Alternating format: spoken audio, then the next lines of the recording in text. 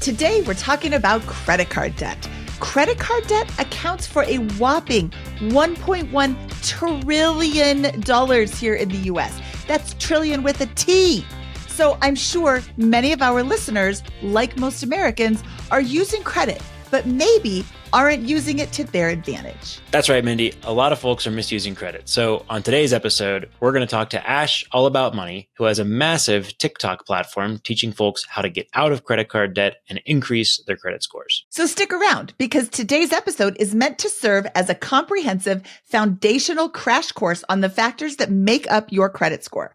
We want you to come out of this episode understanding the concrete steps to take so that you are in the habit of practicing good credit hygiene. Hello, and welcome to the BiggerPockets Money Podcast. My name is Mindy Jensen, and today I'd like to give some credit to my co-host, Scott Trench. On a scale of 1 to 10, Scott, you're an 850. Thanks, Mindy. I'll give you a high score for that particular intro. All right, we're here to make financial independence less scary, less just for somebody else, to introduce you to every money story and every part of personal finance, because we truly believe financial freedom is attainable for everyone, no matter when or where you're starting or how much debt you have.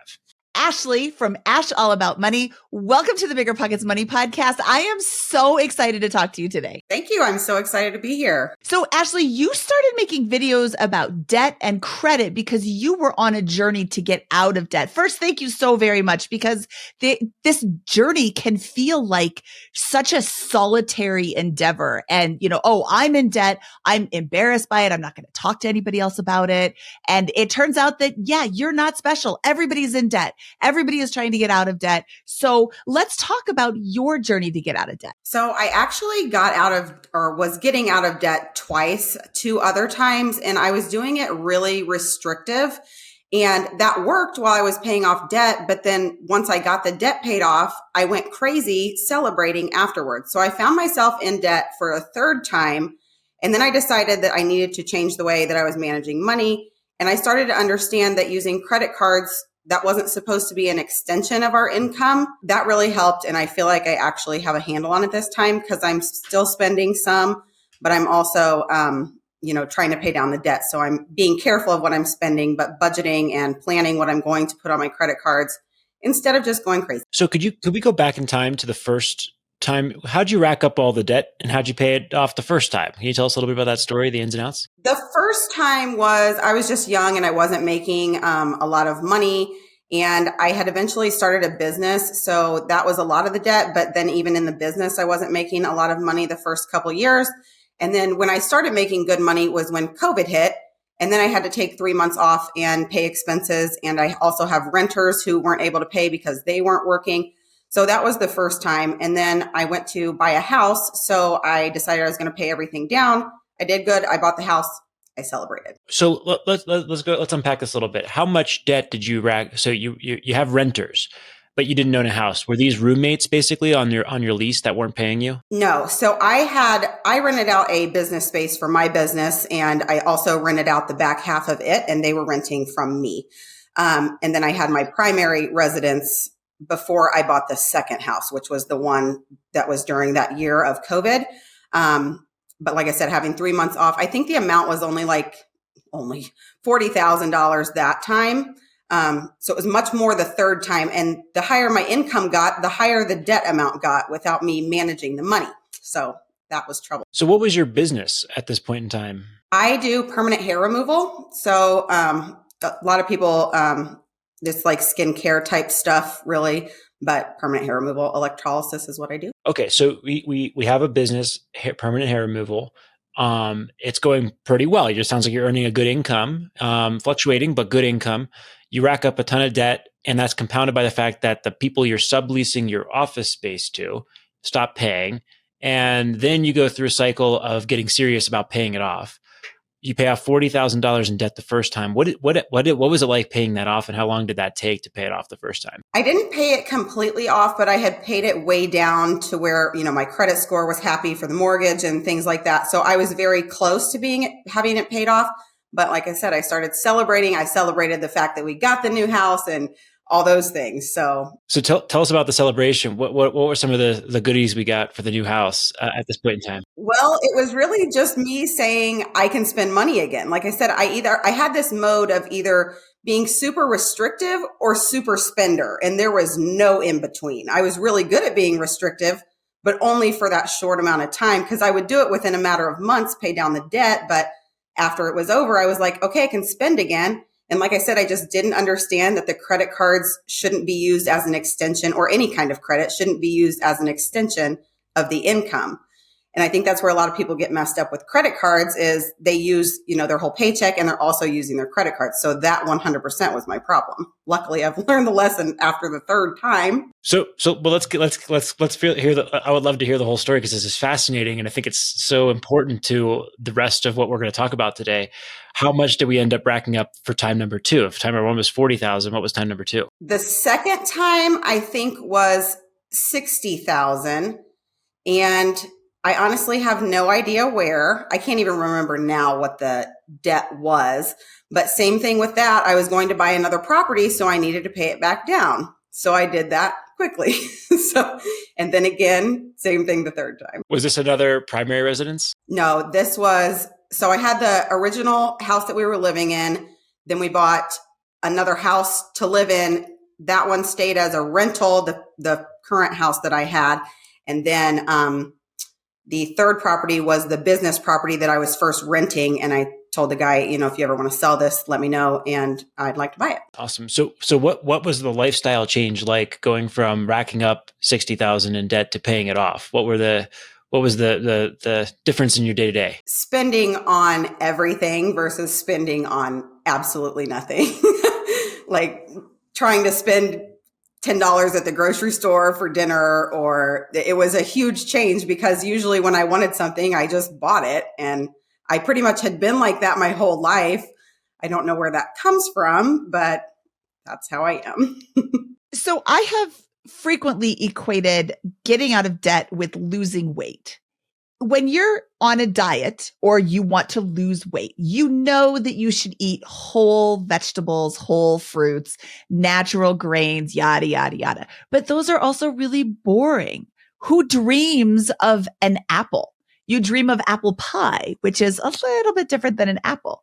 So when you're in debt, you know that you're supposed to spend only on the basics and put all the extra money towards your debt and pay it down. But that's not fun either. That's like eating an apple. Okay, yeah, I'm supposed to, but I don't get any real joy out of it, except Scott. Scott loves apples, but Scott's a big weirdo. I love apples. So you know what you're supposed to be doing, but what happens in reality is that, oh, I had a small win, I'm going to go celebrate. Or I had, what's one piece of apple pie? It's my birthday, or I'm on vacation. Like what's, I just bought a house. I need a new couch. It's just one couch. It's just one thing. And like, it starts to snowball. You said you were in debt the first time, 40,000, the second time, 60,000. I don't know if you didn't say, or if I didn't catch how much debt the third time. The third time, it was around 112,000. Part of that was another business investment that I knew that we were going to have to put money towards.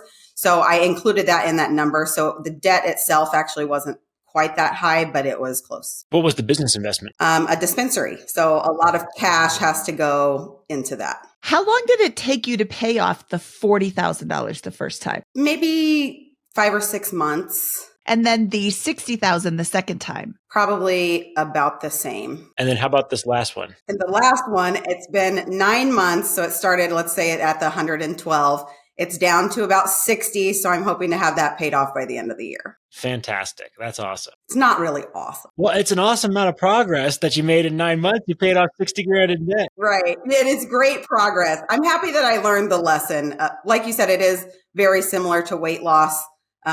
But you can have dessert sometimes. You just can't have it all the time. And it's the same with spending.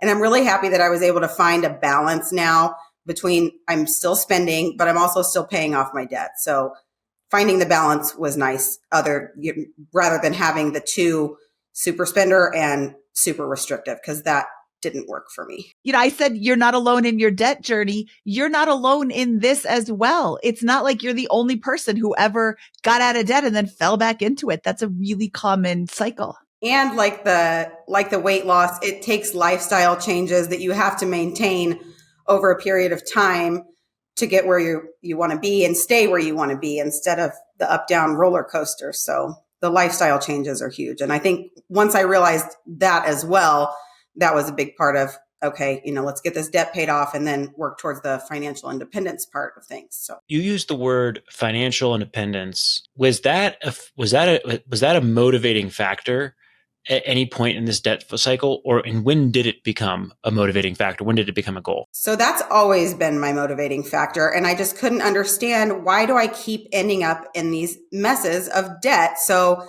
that was what really made me take a hard look. And luckily, I have the real estate where my net worth is still positive. So I always felt comfortable. And that's another thing. I could just sell one of my other properties to get out of this debt. But that would be taking the easy way, which would open me back up to the celebration and the spending. And I'm not learning any lessons if I do it that way, which I've done that with personal loans too. Okay, I'm going to take out this personal loan, pay off my credit cards. Yay, my cards are paid off. I'm going to go spend some money. It just I don't want to take the easy way anymore. I want to do it. I want to do it the right way. And so that's what we're doing. But yes, the overall goal is financial independence. Love it. So what's going to be different this time once you get in terms of your approach to knocking out the remaining $60,000 in debt and what you're going to do afterwards? Well, like I said, I'm just really continuing to spend, but very carefully. And I now budget the things that I'm going to spend on my credit cards instead of just swiping them whenever I want to. So I basically only use my credit cards, and then whatever money I have in my bank account, I don't touch that. And then I pay that towards the credit cards plus the extra to get the balances down. So I'm being responsible with the credit cards, which I've always pretty much used the cards. But like I said, I'm planning more now what I'm going to put on them. So if I want to buy something, a larger purchase, then I will plan for that. And I know which credit card it's going on and how much I'm going to have to pay back or pay more extra to the following month by doing that. Love it. And I think that your content that you do on TikTok, you realize that this credit card situation was something that confused a lot of people. What were some of the thing, like, this is not just you. This is a lot of people that are confused by this. Can you tell us what some gaps are in people's knowledge around this stuff? When I started posting, I knew my cards were maxed out, and I knew that I knew how to improve my credit score while I was paying those cards down. So I started posting the credit card balance, the amount I was going to pay, the due date, the statement date, and things like that. And then there were just a lot of questions specifically around the statement date because people didn't understand that at all. And then they didn't understand how to monitor their credit or where to check it or how often they can check it. Does it ding them if they check it? There were just so many questions around credit cards and credit scores. And I'm like, hey, I know this information. And that was another reason that I kind of started to post it, was because when I got out of debt that first time, or, younger, trying to look up information about credit cards, I could never find the information that I wanted as far as increasing my credit score and what would be best. Like, if I do this, then this is probably going to happen with my score. And I was never able to find that. So I knew how to do those things. So I'm like, I'm going to show other people because I know this will help people. Okay, let's talk about credit scores and credit cards. Can you break down for us what goes into a credit score? So the credit score is 5 different factors: the payment history, credit utilization, credit age, credit mix, new credit. And what do each of those mean? Let's talk about payment history. So payment history makes up 35% of our credit score, and that's the amount of on-time payments we have. So if we miss any payments, that's where those are going to show. And it's super important to always make on-time payments. I've also made that mistake before too. When I was getting my very first mortgage, they asked me about one late payment that I got, I don't know, it was 3 or 4 years beforehand. I was like, I'm supposed to remember that? I don't even remember what I had for breakfast. Yep. I got in a car accident, and they said, so the car accident was 2016. I think I made 3 late payments, but one of them was on a mortgage. And when I went to get the mortgage in 2020, they said, what was that late payment from 2016? And, it's easy to explain. I was in a car accident and I didn't have the money, and that's all that was, but they don't like it. So how are you teaching people to use their payment history to their advantage? Well, if they've been making on-time payments, they obviously want to continue to make on-time payments. But if they have late payments on their report, they just need to continue to now make those on-time payments, because eventually over time, those late payments have less of an impact and their scores will eventually recover from that, and they'll eventually fall off of their credit too. What counts as an on-time payment? Like, like the credit card, sometimes you can pay the minimum, you can pay more than the amount due. What are the rules around how much I have to pay to get full marks here? To make the on-time payment, you have to make the minimum payment by the due date. But a lot of people don't know too, if you miss the due date, say that your payment was due on the 1st and you forgot about it until the 3rd or the 4th, and you realize, oh shoot, I didn't make that payment. You usually have 30 days with the creditors before it's reported to the credit bureau as being late. Now, in my head, I've been in these bad financial situations before. Instead of saying 30, I say 28 days, just to give myself that extra 2-day buffer. If I do have to make a late payment, or if I plan to make something late, at least 28 days after the payment was due, you need to make the payment. But it's technically 30 days for most creditors. So and another part of it that confuses some people is when I look at my credit card statement and my credit card balance, those are different numbers. Can you walk us through the difference between those two items and why that might confuse people and which one to pay? Right. So we have a statement balance, we have a current balance, and then we have the minimum amount due. So we always have to at least make the minimum amount due if we don't want the late fees or that late payment reported on our credit report. But then the statement balance is the balance from the end of the last billing cycle. So whenever the last statement closed, that balance is what our statement balance is, and we have to pay that if we don't want to be charged any interest on our credit cards. And then the current balance is the statement balance plus or minus any charges that we've made in the current billing cycle. Yeah, it's confusing. It's a language you got to learn if you want to succeed in this thing. Right. And those details are the things that people don't always understand. A lot of people don't even realize that there's two different balances because they just look at the current balance. They don't really look at their statement too much to see that there's a statement balance. And if they do see it, they may not know what it means. So let's walk through the next factor in your credit score, which is credit utilization. Can you define credit utilization and tell us what it is? Credit utilization is the amount of the available credit that we are using, and that makes up 30% of our credit scores. And the reason that I talk about utilization so much is because we have a lot of control over the utilization on our credit cards. So if we're looking to improve our credit score, that's one of the easiest places for us to start because it's the simplest for us to fix. You can't really get rid of late payments. You can't always make your credit age longer, but you can pay down your credit cards to have a lower utilization rating to improve your credit score. So Ashley, you have a lot of information out there about credit utilization. Let's start off with what percentage do you recommend to stay under when you're trying to either keep your good credit score or raise your credit score? So most of the time you'll hear stay at 30% or under, which if you're at 10 to 29% utilization, that's considered good as far as the ratings on utilization go. But if you're at 0 to 9%, that's considered excellent. So usually if you're going to get a mortgage or something, under 30% is going to be acceptable to the lenders, which I think is where that comes from. But if you want to have the best credit score, you want your utilization to be as low as you can get it, but ideally in that 0 to 9% range. Then why do they give us such high credit scores or credit limits if they don't want us to use it? They should give us higher ones. That's so frustrating. Okay, you have a credit utilization chart that someone can use on their journey of paying off credit card debt. Can you explain that to our listeners? Yeah, so I made the credit utilization chart because, like I said, when I was trying to figure out how to improve my credit score, I was reading a lot on credit utilization, but it also breaks down the balances, especially if you have maxed out credit cards. It's a lot easier to break the balances down into smaller goal balances along the way of paying off the card completely, because you see the progress you're making. You can still celebrate those small wins along the way while your balance is going down. So it kind of just gives you like hurdles as you're going, okay, I got the first one down. Now I'm going to the next stage of the utilization. But it does help you with progress, I think, just to see you had a goal, you made the goal. Now you move on to the next goal, even though the overall goal is not done yet, but you're still making progress along the way. That sounds a lot like the debt snowball, the Dave Ramsey method of like paying your smallest one and then your next one. Are you debt snowball or debt avalanche? I actually don't do either. I pay all of my cards down at the same time.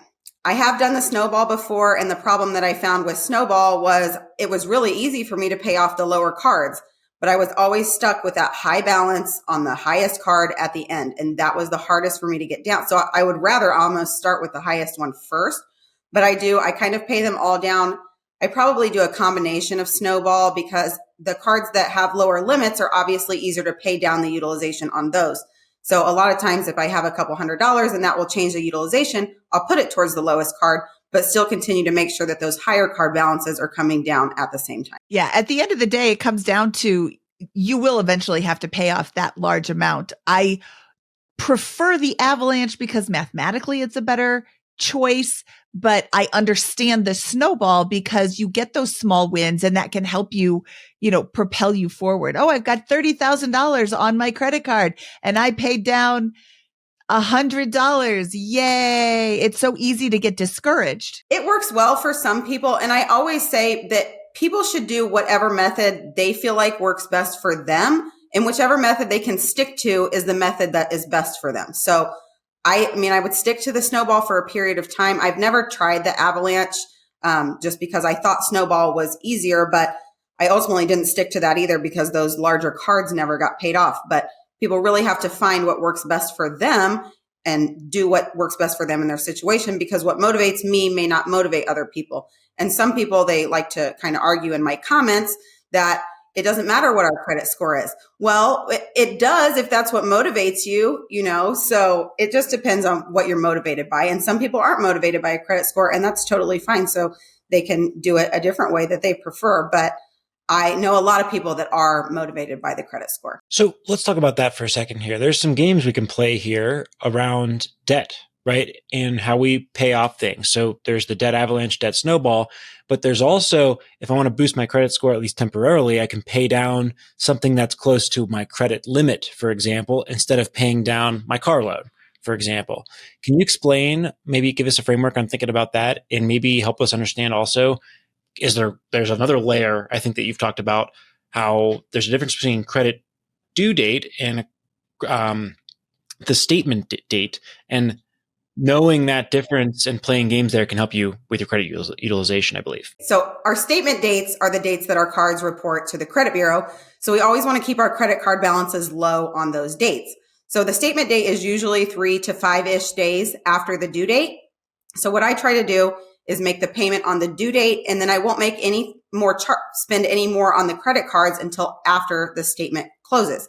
That way it reports at that lower balance, whatever I had paid a couple days previous. And then other certain things show utilization, like our credit cards and lines of credit will show utilization, but our mortgages, our car loans, personal loans, those don't show utilization. So you're right there.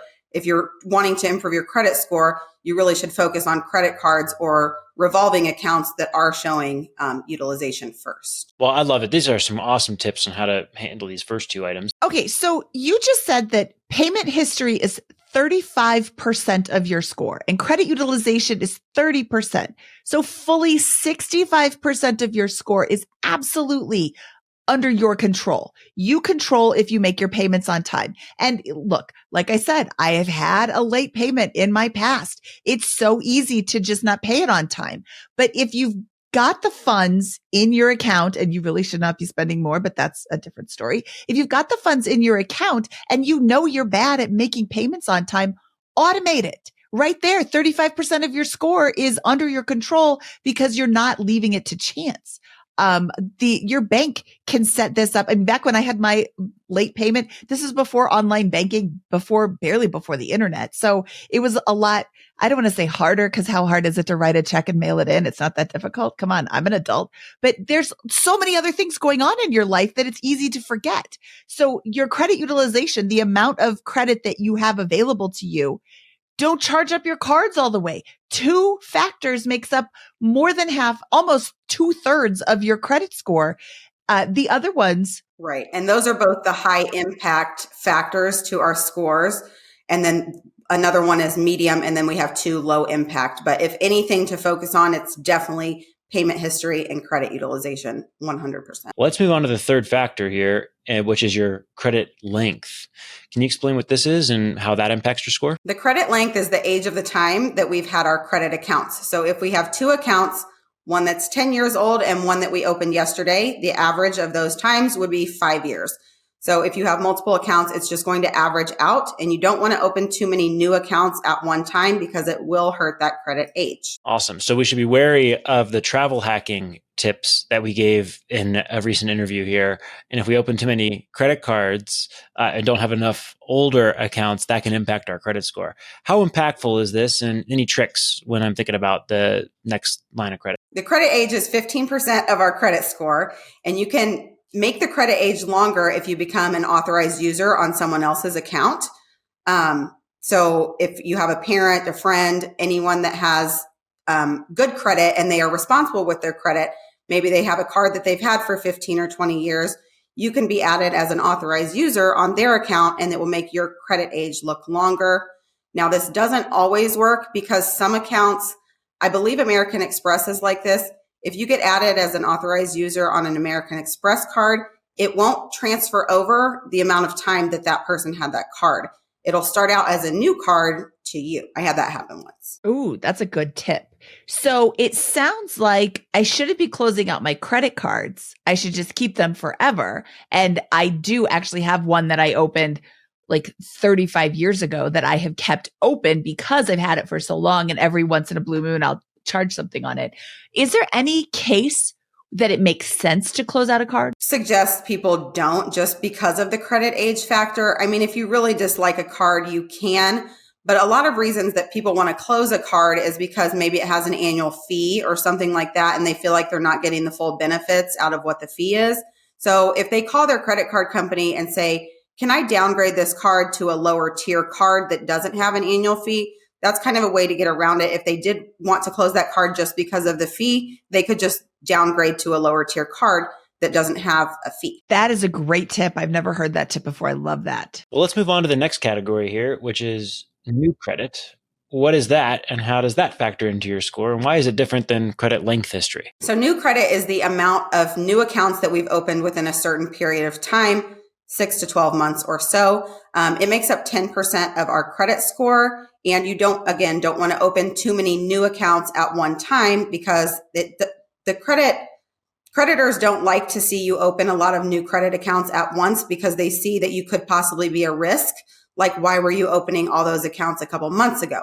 So if you just open one or two, if you need to wait 6 months or so, do more, then it's better to do it like that than opening 5 at once. How do what is a tactical approach to opening up new credit if I'm a beginner here? And how do I go about this in a way that doesn't spook the credit companies and hurt my score too much? Because I do have to open some new stuff in order to begin building credit history. So if you're new to credit, I would open 1 or 2 accounts to start with, start using those cards or accounts responsibly. And then after a couple months, when you see your credit score start to increase, you have a little bit of credit history there, then go in and apply for another one after that. But don't do 10 in a day or 10 in a month. Do 1 or 2, wait 3 to 6 months, do a couple more, and then just continue adding from there. Okay, let's talk about secured cards. If somebody has really bad credit and just cannot get a traditional credit card, they can only get a secured card. How long should they wait before trying, once they have the secured card, before trying to get a more traditional credit card? It's kind of the same as a new credit user, where if they have bad credit, they get the secured card, and they don't always get approved for those either. But once they get that card, if they get it, then they would be responsible with that credit, and then their credit score will start to increase. So same thing, I would probably wait a couple months before applying for another card. And one card it's not really a good card, but Credit One Bank has a card that is helpful for rebuilding. And all credit cards can be helpful for rebuilding, but this one specifically because it does approve lower credit scores. So if people are starting with those lower credit scores, some people have not been approved for secured card, but they were able to get that Credit One card. Like I said, it's not the best card, but it does the job of, helping to at least get you access to credit that you can be responsible with. Can you be turned down for a secured card? Yeah, I think so. It depends on, I guess, income and other things too. But I've heard of people not being able to get secured cards. The last factor is credit mix. What does this mean? Credit mix is the different type of credit accounts that we have. So like I said earlier, credit cards are different than a car loan or a mortgage. So you want to have multiple different types of credit accounts. The banks like to see that because they want to see that you're responsible with more than one kind of credit card. It's a lot easier to be responsible with a mortgage than it is to be responsible with a credit card, because the mortgage, you just make the payment and you can't spend back on it. So they want to see you being responsible with an available credit limit on maybe a credit card or a line of credit. So what is the difference between revolving credit and a line of credit? Revolving credit, there's revolving credit and then there's installment loans. So the revolving credit is the line of credit, like a home equity line of credit, and then our credit cards. And then installment loans are things like car loans, personal loans, mortgages. And with the revolving accounts, you can continuously borrow back from them. Whereas the mortgages and the car loans, you get the loan one time and you pay off the loan. You're not able to borrow back from that loan. So that's the difference between the two. Should we have both with regards to our credit score? Yeah, it shows that good credit mix. So, which is what banks want to see. The more credit accounts you have, I think with the ratings for the credit mix, they want you to have many accounts. I think even up to 10 is still in the needs work or not great category. So they want you to have a lot of different types of credit accounts, or just a lot of accounts, period. If you look in Credit Karma, this category says total accounts.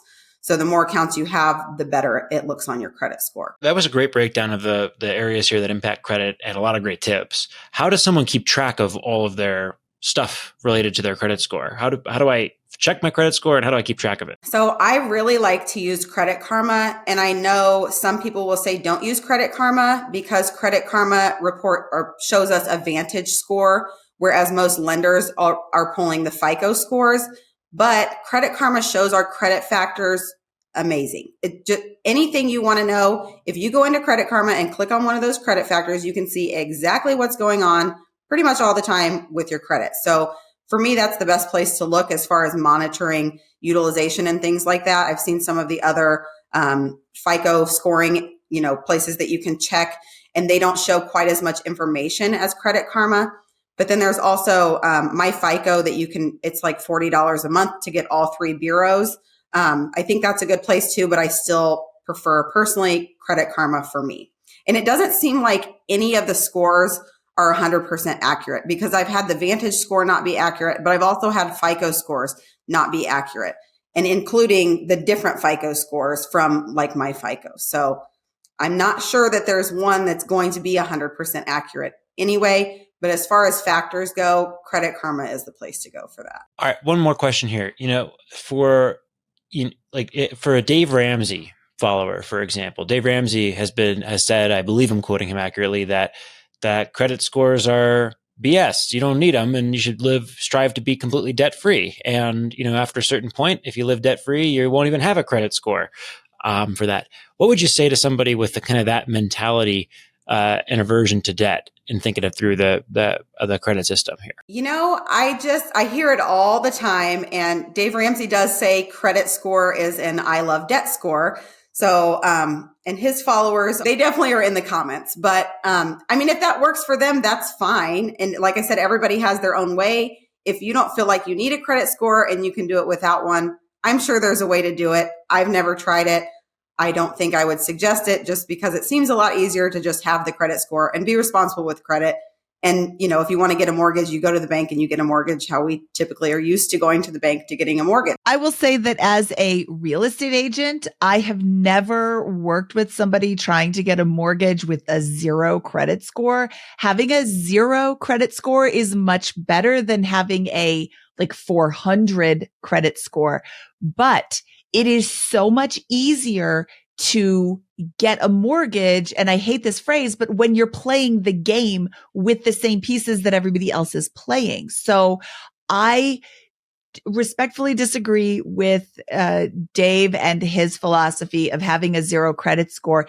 It's not to say you can't do it. You're just adding a lot of pressure on top of yourself. And strictly from a mortgage perspective, if I am listing a house and somebody has a mortgage pre-approval from a regular mortgage company that I've heard of, and somebody else has this, I have a 0 credit score, crazy mortgage, I know that the zero credit score is going to be harder to get a mortgage. And I'm going to encourage my seller to go with the more traditional route. And it's not an I love debt score. I have an awesome credit score and I don't like debt at all. It's just I'm playing the game under the rules that have already been established. One last question that I have for you, Ashley. You are entitled to one copy of your credit report from each of the 3 credit reporting bureaus every year. Do you recommend pulling all 3 at once or one every 4 months to more monitor it? It depends on what's going on with your credit. If you see that there's an error somewhere on one of those credit reporting apps, then in that case, I would pull all 3 just to make sure that all 3 of them don't have the same error. But actually on annualcreditreport.com, when you check your credit reports now, ever since COVID, they started doing it where you can actually pull them weekly. So that's really nice. You don't have to wait the whole year anymore. And the last time, I haven't checked it recently, but the last time, it was probably a month or so ago when I checked, you could actually pull it every single week if you needed to. So that was, that's really helpful, especially if you're going to, get a mortgage or something like that.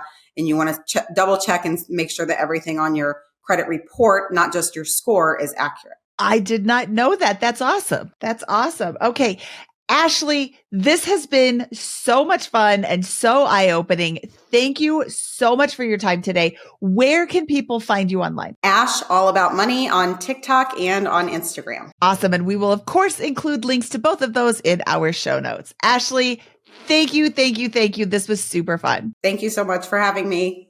All right, Scott, that was Ash All About Money, and that was very eye-opening. I learned several things today, including downgrading to a lower card with no fee will keep your credit length of history without changing, or with no longer charging you the annual fee, which I think is quite fascinating because I have had several cards that I have canceled due to the high fee instead of just asking for a downgrade. So thank you, Ash, for that great tip. I learned, Mindy, that a lot of folks, I think, are probably in Ashley's situation and penduluming back and forth between accumulating debt and paying it off, accumulating debt and paying it off. And that's a totally normal experience. And I thought it was a wonderful that she shared that with us, because I think that can be hard for a lot of people to talk about, that they continue to get into and out of debt, even after going through what is surely a months or years of grind to pay off the first batch of debt. So just know that you're not alone if that's going on, and that, yes, you need to buckle up and get this next pile of debt paid off to move on to financial independence. But there's nothing to be ashamed of, only a system to build that can propel you indefinitely towards your financial goals. Yes. And one mistake is not going to derail your entire financial future. So you hit a snag in the road, pick yourself up, dust off your knees, and keep moving forward. I really like that she shared her experiences with our listeners, because sometimes it can be really difficult to relate to somebody when they don't have any problems. All right, Scott, should we get out of here? Let's do it. That wraps up this episode of the BiggerPockets Money podcast. He, of course, is the Scott Trench, and I am Mindy Jensen saying goodbye, Firefly. If you enjoyed today's episode, please give us a 5-star review on Spotify or Apple.